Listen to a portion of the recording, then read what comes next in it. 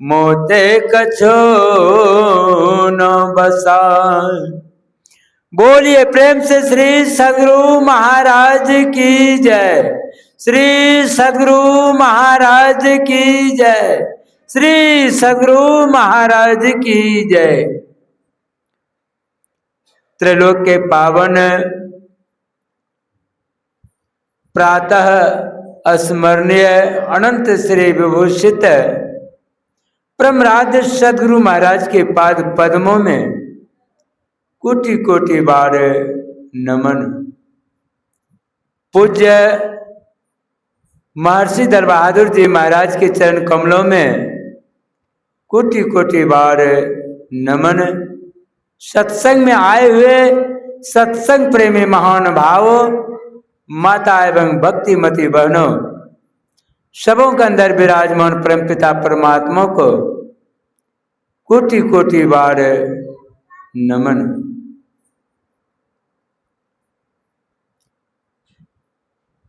अभी हम लोग रामचरितमानस सारस्वतिक बालकांड से भगवान राम के वाणी को सुन रहे थे। भगवान राम को जब वनवास हुआ, पहला दिन तमसा नदी के किनारे रात्रि काल में वास किए और दूसरा दिन श्रृंगेश्वरपुर पहुंच करके एक वृक्ष के नजदीक पत्ते के बिछावन पर राम और माता सीता सोए। उससे कुछ दूर लक्ष्मण जी पहरा देने लगे। पत्ते के बिछावन पर सोए हुए देख करके गुणसाद को बड़ा तकलीफ हुआ और गुणसाद कहते हैं, माता कैकेयी को दोष देते हैं कि माता कैकेयी को ऐसा नहीं करना चाहिए। जो कि राजभवन में रहने वाला भगवान श्री राम आज वह जंगल में एक पत्ते के बिछावन पर सो रहे हैं। बड़ा तकलीफ हुआ गुणसाद को।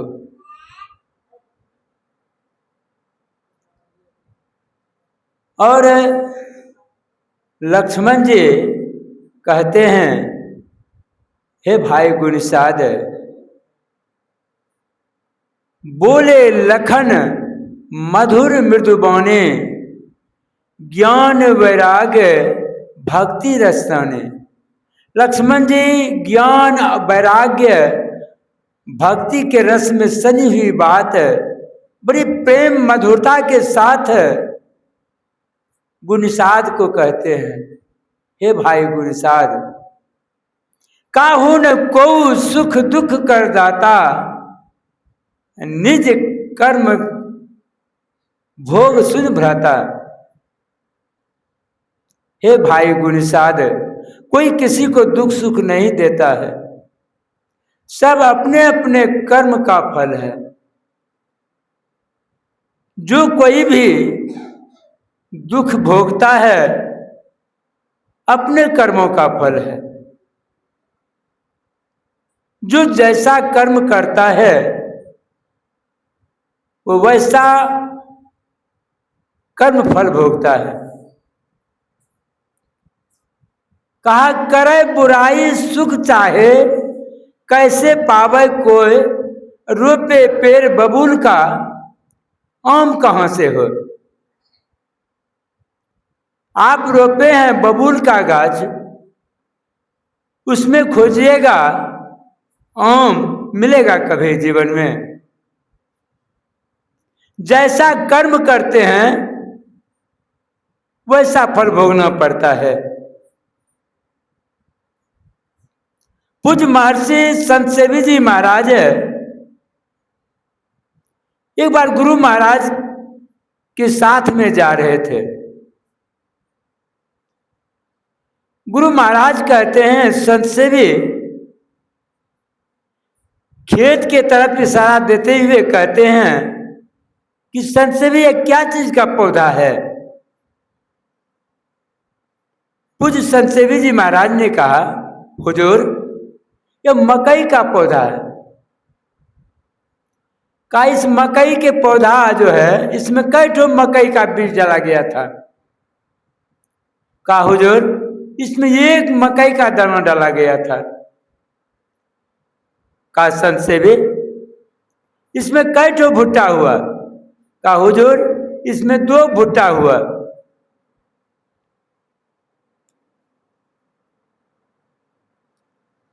का 2 भुट्टा में कितना दाना हुआ? कहा हुजूर अनगिनत दाना है। गुरु महाराज पूज्य संत सेवी जी महाराज को समझाते हैं कि संत सेवी जिस तरह एक दाना डाला गया था और कई गुना बन करके मकई का उपज हुआ, ठीक उसी तरह कोई एक कर्म यदि खराब करता है तो कई गुना बन करके दुख भोगता है, और एक कर्म यदि अच्छा करता है कई गुना ब्याज जोड़ करके उसका फल मिलता है, सुख मिलता है। यदि कर्म खराब करता है, जिस तरह बैल के पीछे पीछे गाड़ी का चक्का चलती है, ठीक उसी तरह उसके जीवन में चक्का की तरह उसका दुख चलता है। यदि शुभ कर्म करता है, जिस तरह से शरीर के आगे या पीछे पीछे शरीर का छाया चलती है, उसी तरह सुख चलता है। कहा जिस दिन तुम धरती पर आया काल चला झोली बनकर, पता न किस पल धर बैठेगा, मूर्ख रूह पहचान दे पगले समय बड़ा बलवान। जब यह मानव शरीर में जन्म लेता है उसी समय परमात्मा ने दुख को साथ लगा देता है। कर्म के अनुसार वह दुख चलता है पीछे पीछे, न पता किस पल धर बैठेगा। कोई पता नहीं है दुख कब आपको पटक देगा, पता नहीं है। इसलिए अपनी हौस हवास में अच्छा कर्म करना चाहिए। अपनी पहुंच विचारी के कर्तव्य करिए दौड़, जेती पांव पसारिए तेती लंबी सौर। संत कबीर साहब कहते हैं जानबूझ करके अच्छा कर्म करना चाहिए। मानव जानता सब कुछ है, कर्म अशुभ कर बैठता है, लेकिन उसका दुख का जब समय आता है तो पीछे भागता है। जो आपने कमाया है वह फल तो आपको भोगना ही पड़ेगा, जैसे भोगिए। जब रावण शरीर त्याग रहा था, भगवान राम ने लक्ष्मण को कहा, लक्ष्मण अब रावण संसार से जा रहा है, जाओ उससे कुछ राजनीतिक की बात सीख लो। जब लक्ष्मण जी जाते हैं तो रावण से कहते हैं कुछ मुझे ज्ञान की बात सुनाइए, राजनीतिक कुछ सुनाइए। रावण कहते हैं लक्ष्मण वैसे मैं नहीं कहूंगा, दोनों भाई आओ तब हम बताएंगे। तब दोनों भाई आए, राम और लक्ष्मण दोनों। तब रावण कहने लगा, हे राम, मैंने सोचा था सरंग में सीढ़ी लगाएंगे, दूध का नदी बहाएंगे, नरक के गड्ढा को बंद करेंगे, पिता से पहले पुत्र जो मरता है उसको रोकेंगे, मैंने सोचा था। लेकिन हे राम, शुभ कर्म मैंने नहीं किया, अशुभ कर्म को मैंने कर बैठा, जिससे मेरा सोचा हुआ सारा व्यर्थ हो गया। हे राम, शुभ कर्म को जितना जल्दी हो सके उतना जल्दी कर लेना चाहिए, अशुभ कर्म को आज और कल कह करके उसे टाल देना चाहिए, अन्यथा नहीं करना चाहिए। अशुभ कर्म करने के लिए यह मन तैयार हो जाता है, लेकिन उसका फल भोगने के लिए तैयार नहीं होता है। लेकिन जैसा आप कर्म करेंगे फल तो ऐसा भोगना ही होगा ना, कर्म फल भोगना पड़ता है, चाहे जैसे भोगिए। इसलिए जीवन में शुभ कर्म करना चाहिए, अशुभ कर्म नहीं करना चाहिए। सब कुछ जो है यह कर्म फल है।